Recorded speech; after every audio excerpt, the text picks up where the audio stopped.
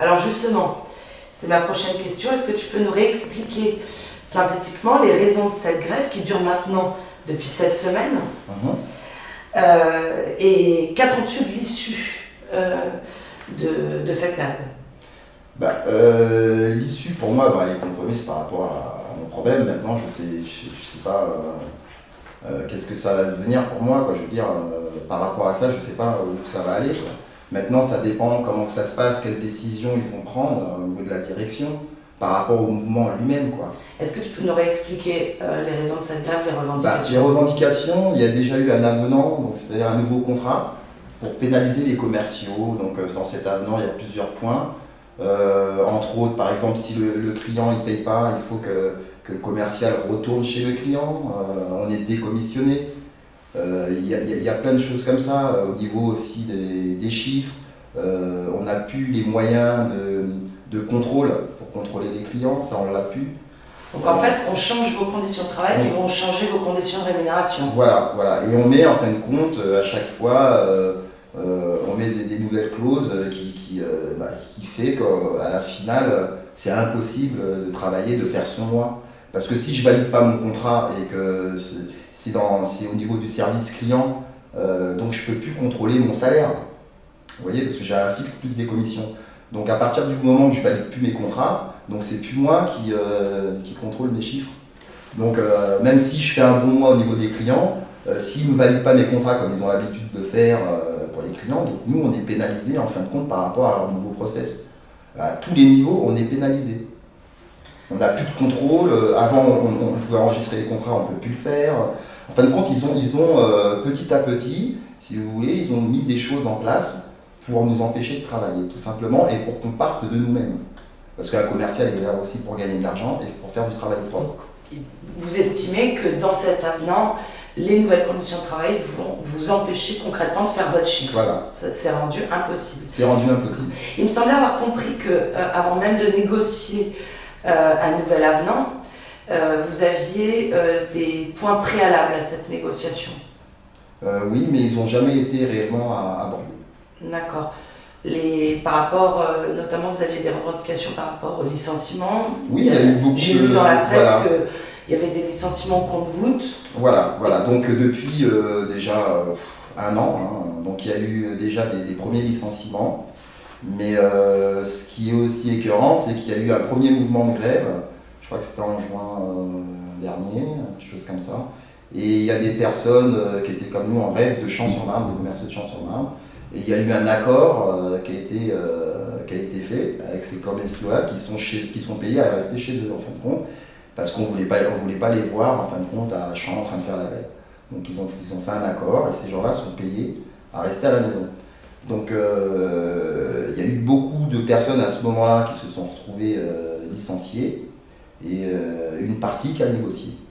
Donc en fin de compte, c'est pas égal, c'est pas loyal, quoi. Je veux dire, s'il y a des droits, c'est pour tout le monde. C'est pas pour certaines personnes et d'autres. Vous voyez, nous on nous a fait comprendre, si vous n'êtes pas content, vous n'avez qu'à démissionner, quoi. Est-ce que tu sais à peu près combien de personnes ont déjà été licenciées depuis un an? Il y a au moins 160 personnes qui ont été licenciées dans tout au niveau national. Donc au moins 160 personnes et aucun plan de négociation globale? Non, pas global. C'est fait au compte-gouttes. Individuellement. Ils essaient justement de diviser à chaque fois pour passer à côté. Donc avec ceux qui peuvent se défendre et ceux qui ont moins les moyens de se défendre. Moins les moyens de se défendre parce qu'il y a beaucoup de pression. Actuellement, il y a beaucoup de personnes qui travaillent à Champs. Ils ne peuvent même pas nous parler, c'est-à-dire on leur a dit il ne faut pas leur parler. Moi, il y a des personnes qui sont venues, ne serait-ce me dire bonjour, on les a rappelés à l'ordre. Donc vous voyez, l'atmosphère qui règne là-bas, c'est assez malsain. On est des salariés comme les autres, donc il n'y a pas lieu de dire bon voilà, ces gens-là, il ne faut pas parler, sinon. Vous voyez, donc on essaye d'isoler parce qu'il y a eu le service client aussi à Champs-sur-Marne qui a été fermé. Il y a des personnes qui n'ont pas de nouveau contrat de travail, qui sont dans la nature, et il y a des personnes qui ont été aussi licenciées. Mais ils n'osent pas parler, ces gens-là, parce que bon, après c'est des conditions aussi personnelles qui fait que bon, on a un crédit, s'il y en a ça, il y a une pression qui fait que. Voilà. D'accord. Moi j'ai terminé mes questions, est-ce que tu veux dire quelque chose? Rajouter quelque chose? Moi, ce que je veux, en fin de compte, je veux réellement la vérité sur tout ça. Parce que moi, je suis plus choqué sur tout ce que j'ai entendu. J'ai voulu me jeter. Moi, je crois qu'arrivé à un moment, il faut prendre ses responsabilités et se mettre sur la table. Et voilà, quoi. Mais je ne vais pas laisser ces gens-là me salir, dire que voilà, j'ai fait ci, j'ai fait ça. Je veux dire, au jour d'aujourd'hui, c'est très grave ce qui m'est arrivé. Et moi, ce que je veux, c'est uniquement que la personne elle reconnaisse ce qui s'est passé, tout simplement, déjà dans un premier temps. Ça me ferait du bien parce qu'il y a un tas de choses qui sont dites derrière, des montages, enfin il y a pas mal de choses malsaines, des faux témoignages, des personnes qui étaient soi-disant là au moment de l'accident alors que c'est faux. J'arrive pas à comprendre le fonctionnement de cette société et les organismes qu'il y a autour, hein, sans les citer. Parce qu'il y a aussi des organismes autour qui valident ce genre de manipulation, quoi. C'est ça, c'est un peu, c'est écœurant, quoi, de voir ça, quoi. Je veux dire, on est en France, un pays de droit, quoi. Donc il faut arrêter, et puis il faut se lever, et puis voilà, et que ça s'arrête tout ça, parce qu'on comment ça va se terminer, on ne sait pas. Donc tu es très en colère. Ah oui, je suis vachement en colère, quoi. Je veux dire, si je pouvais aller encore là-bas, je serais en train de faire la grève, quoi. Malheureusement, là, je ne sais pas pour combien de temps je suis parti dans cette situation. Il y aura un compte-rendu médical, il y aura tout. Donc voilà, quoi. Et maintenant, une roue arrière ne peut pas faire ça. Je veux dire, voilà, il y aura des experts, il y aura des personnes compétentes. C'est impossible, on peut refaire une simulation, c'est impossible. C'est la roue arrière qui m'ait fait ça, quoi. C'était vraiment la roue avant et c'était volontaire. Donc ça, il faut vraiment qu'ils se mettent ça en tête. Et moi, la vérité, elle va sortir, quoi. Parce que là, ils ont atteint vraiment, là, ils touchent à ma famille, ils touchent à mon nom, et je ne vais pas laisser personne salir mon nom, quoi. Ne serait-ce que pour la mémoire de mon père, je ne laisserai personne. Parce que moi, j'ai perdu mon père il n'y a pas longtemps, j'arrive des Antilles, j'ai été enterré mon père, je suis revenu, on a fait le préavis de grève.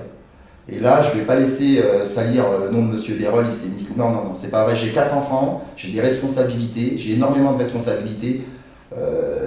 Je fais de la danse, je suis batteur, je suis un artiste aussi à côté de mon travail. Là, je peux plus rien faire. J'ai un fils qui est très bon au foot, qui doit rentrer dans un grand club. Pareil, je joue avec lui, je peux plus jouer, je peux plus rien faire. Ne serait-ce que les petits loisirs que j'avais le week-end, aller jouer au ballon avec mon fils à la Villette ou autre. Ça, je peux plus le faire. Donc non, je crois que maintenant, il faut que ça s'arrête. Et tous ces faux témoignages-là, tous ces mensonges-là, il faut que ça revienne à la surface. Il faut que les gens disent, parce que là sinon on est quoi? On est dans une société de mafieux où on peut se permettre de faire tout et n'importe quoi. Et ça, négatif. Ça, je peux pas... Là, ils sont touchés sur la mauvaise personne parce que je ne lâcherai pas, quoi. Je veux dire, j'irai jusqu'au bout. Je vous dis franchement, si je peux être sur place, je suis sur place, quoi. Malheureusement, les conditions médicales font que je ne peux pas. Merci Patrick. Voilà, merci beaucoup. Au revoir. Au revoir.